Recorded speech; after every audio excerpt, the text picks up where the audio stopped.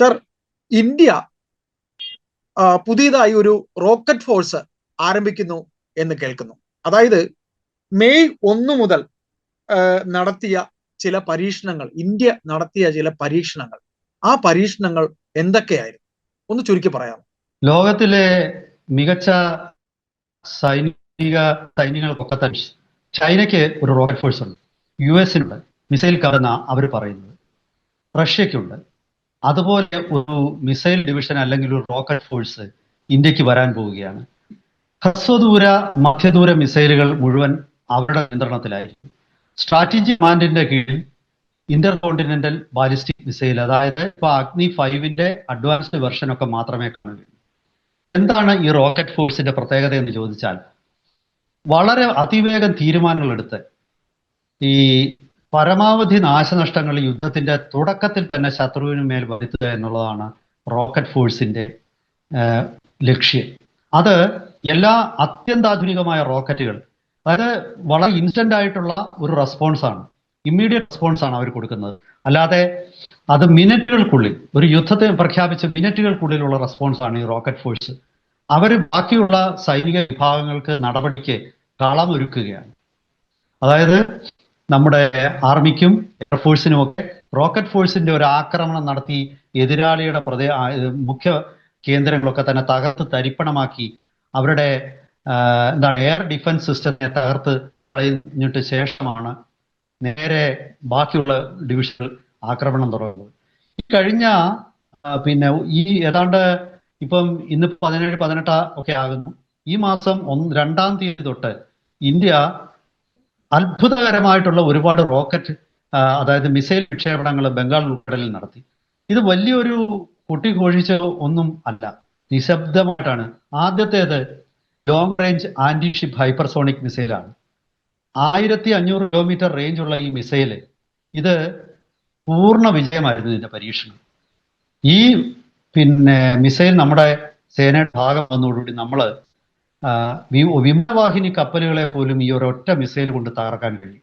അതിനെക്കുറിച്ച് നമുക്ക് ആദ്യം പൊതുവെ എന്ന് പറഞ്ഞിട്ട് പിന്നെ വിശദാംശങ്ങൾ പറഞ്ഞ് അവസാനിപ്പിക്കാം. അതാണ് ആദ്യത്തെ പരീക്ഷണം നടന്നത്. അതിനുശേഷം നമ്മൾ അഗ്നി 5-ന്റെ അഡ്വാൻസ്ഡ് വെർഷൻ, അത് യഥാർത്ഥത്തിൽ നമ്മളത് ചർച്ച ചെയ്തിരുന്നു. അതിന്റെ യഥാർത്ഥ റേഞ്ച് ഏതാണ്ട് 10,000 കിലോമീറ്ററോളം തന്നെയുണ്ട്. MIR, multiple independently targetable re entry vehicle എന്ന് പറയുന്ന അത്യന്താധുനിക, ലോകത്തിൽ വിരലിലെണ്ണാവുന്ന ഒരു 4 രാജ്യങ്ങൾക്ക് മാത്രം കൈവശമുള്ള ടെക്നോളജി ഉള്ള സംയോജിപ്പിച്ച ഒരു മിസൈലാണ് അഡ്വാൻസ്ഡ് അഗ്നി മിസൈല്. അത് അവിടെ പരീക്ഷിച്ചു. അതിനുശേഷം നമ്മൾ സ്ക്രാംജെറ്റ് എഞ്ചിന്റെ വിജയകരമായ പരീക്ഷണം നടത്തി. അത് ഹൈപ്പർസോണിക് ക്രൂയിസ് മിസൈലിന് ഉപയോഗിക്കാൻ പറ്റുന്ന ഹൈപ്പർസോണിക് ക്രൂയിസ് മിസൈലുകളുടെ അത്യന്താപേക്ഷിതമായ ഘടകമാണ് ഈ സ്ക്രാംജെറ്റ് എഞ്ചിൻ. ആ എഞ്ചിൻ 20 മിനിറ്റിലധികം വിജയകരമായിട്ട് റൺ ചെയ്ത് ആ പരീക്ഷണം വിജയിപ്പിച്ചു. ഇനി അടുത്തത് K5 മിസൈലിന്റെ പോപ്പ് ടെസ്റ്റ് നടത്തി. K5 എന്ന് പറഞ്ഞാൽ അന്തർവാഹിനിയിൽ നിന്നും വിക്ഷേപിക്കാവുന്ന മിസൈലാണ്. 6000 കിലോമീറ്റർ പരിധിയുള്ള ഭൂഖണ്ഡാന്തര മിസൈലാണ്. അതിന്റെ വിജയകരമായ പോപ്പ് ടെസ്റ്റ് അവിടെ പരീക്ഷണം നടത്തി. ഇപ്പോൾ ഏറ്റവും ഒടുവിൽ ഇന്നലെ ഇന്ത്യ നോട്ടാം പുറപ്പെടുവിച്ചിരിക്കുകയാണ്. ഇന്നലെ മിനിഞ്ഞാന്നാണ് പുറപ്പെടുവിച്ചത്. ഇന്നോ നാളെയോ ഇന്ത്യ ഒരു പുതിയ മിസൈൽ പരീക്ഷിക്കാൻ പോവുകയാണ്. വീലർ ഐലൻഡ് അഥവാ അബ്ദുൽ കലാം ഐലൻഡിൽ നിന്നും ബംഗാൾ ഉൾക്കടലിൽ 1000 കിലോമീറ്റർ ദൂരം വരുന്ന ഒരു മീഡിയം റേഞ്ച് മിസൈലായിരിക്കും ഇത്. ചുരുക്കി പറഞ്ഞാൽ ഒന്നിനു പിറകെ ഒന്നായി നിരവധി ആധുനിക മിസൈലുകൾ, ഇതുവരെ പരീക്ഷിച്ചിട്ടില്ലാത്ത, ഇത് സാധാരണ ഈ നമ്മുടെ കൈവശമുള്ള മിസൈലുകൾ തന്നെ ഇടയ്ക്കിടയ്ക്ക് അതിന്റെ സ്റ്റോക്കിൽ നിന്ന് എടുത്തൊരെണ്ണം പരീക്ഷിക്കും. അങ്ങനെയല്ല, ഇതൊരു പുതിയ ടെക്നോളജി പരീക്ഷിച്ചാണ്. അതാണ് ഇതിന്റെ ഒരു പ്രാധാന്യം. ഇതൊക്കെ തന്നെ റോക്കറ്റ് ഫോഴ്സുമായിട്ട് ബന്ധപ്പെട്ടിട്ടാണ്. കാരണം വരുന്ന റോക്കറ്റ് ഫോഴ്സ് ആയിരിക്കും ഇതിലെ അഗ്നി 5 അഡ്വാൻസ്ഡ് ഒഴിച്ച് ബാക്കിയെല്ലാം അവരുടെ കൈവശമായിരിക്കും. അഗ്നി 5 സ്ട്രാറ്റജിക് കമാൻഡിന്റെ കയ്യിലായിരിക്കും. കാരണം അത് മുഖ്യമായിട്ടും ഉപയോഗിക്കുന്നത് അണ്വായുധങ്ങൾ വഹിക്കാനായിരിക്കും. അപ്പോ കുറച്ചുകൂടെ ഒന്ന് വിശദമാക്കാം. ഇതിന്റെ ആദ്യം നമ്മൾ long range anti ship hypersonic മിസൈലാണ് വിക്ഷേപിച്ചത്. അത് ഒരു ഹൈപ്പർസോണിക് വെഹിക്കിൾ എന്ന് പറയുന്ന കാറ്റഗറിയിലായിരുന്നു. ആ ഗ്ലൈഡ് വെഹിക്കിൾ എന്ന് പറഞ്ഞാൽ ആകാശത്തിൽ ഉയരത്തിൽ ചെന്നിട്ട് ആ ഗ്ലൈഡ് വെഹിക്കിൾ അതിൽ നിന്നും മാറും. റോക്കറ്റ് ബൂസ്റ്ററിന്റെ സഹായത്തോടു കൂടി ബഹിരാകാശത്ത് ചെല്ലുന്നു. അവിടെ നിന്നും അത് ഒരു എന്താണ്, നമ്മൾ കടലാസ് വിമാനം വിടുമ്പോൾ അത് ഇങ്ങനെ ഗ്ലൈഡ് ചെയ്ത് വരുന്ന പോലെ അത് താഴേക്ക് വരും. പക്ഷേ അത് വരുന്നത് ഹൈപ്പർസോണിക് വേഗതയിലാണ്. അത് ഒരു ക്രൂയിസ് മിസൈൽ പോലെ മാനുവറബിൾ ആണെന്ന്, അതായത് ഭൂമിയെ നിയന്ത്രിക്കാം. അത്തരം ഒരു മിസൈലിന്റെ പരീക്ഷണമാണ് അത്. മുഖ്യമായിട്ട് ആന്റിഷിപ്പ് മിസൈൽ വെർഷനാണ് ആദ്യം പരീക്ഷിച്ചത്. അത് കഴിഞ്ഞതിന് ശേഷം കരയിൽ നിന്ന് വിക്ഷേപിക്കാവുന്ന, കരയിൽ നിന്ന് കരയിലേക്കുള്ള വെർഷനും ഇപ്പോൾ ഉടനെ പരീക്ഷിക്കും. അതിനുശേഷം നമ്മൾ സ്ക്രാംജെറ്റ് എഞ്ചിൻ പരീക്ഷിച്ചു.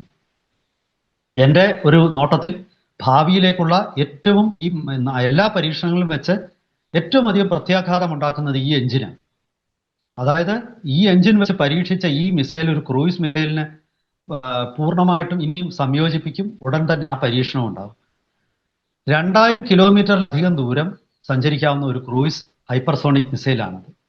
നമ്മൾ ആലോചിക്കേണ്ടത് നമ്മുടെ കൈവശമുള്ള ബ്രഹ്മോസ് മിസൈലിന് പരമാവധി ദൂരം ഏതാണ്ട് 700 കിലോമീറ്ററാണ്.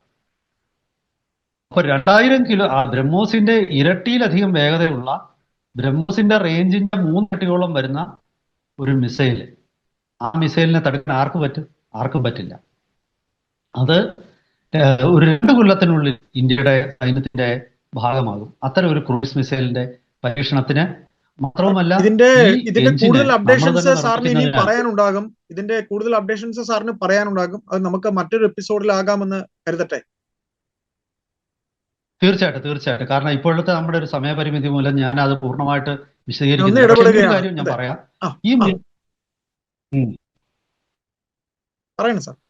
ഈ മിസൈലിന്റെ ദൂരപരിധി 2 മിനിറ്റ് എന്നുള്ളത് നമുക്ക് ഈ എഞ്ചിന്റെ പൂർണ്ണമായിട്ട് പ്രവർത്തിക്കാനുള്ള സമയം കൂട്ടാം. അപ്പോൾ അതാണ് ഈ എഞ്ചിന്റെ പ്രത്യേകത. എത്ര വേണമെങ്കിലും അത് കൂട്ടാം. കാരണം നമ്മൾ സ്വന്തമായിട്ട് നിർമ്മിച്ചാണ്. അതിനാണ് സ്കെയിലബിൾ എന്ന് പറയും. സ്കെയിലബിൾ എഞ്ചിനാണത്. അതുപോലെ K5 MIRV ഉൾപ്പെടെയുള്ള ഒരു മിസൈലാണ്. തുടക്കത്തിൽ തന്നെ MIRVയോട് കൂടിയ ഒരു മിസൈൽ ഇനി ആദ്യമായിട്ട് പരീക്ഷിക്കുന്നത്.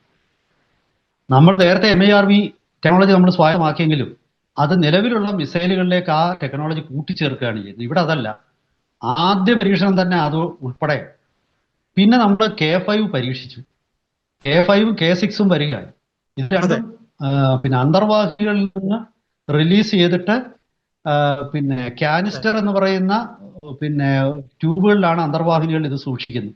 ആ കാനിസ്റ്ററിൽ നിന്നും റിലീസ് ചെയ്താൽ അത്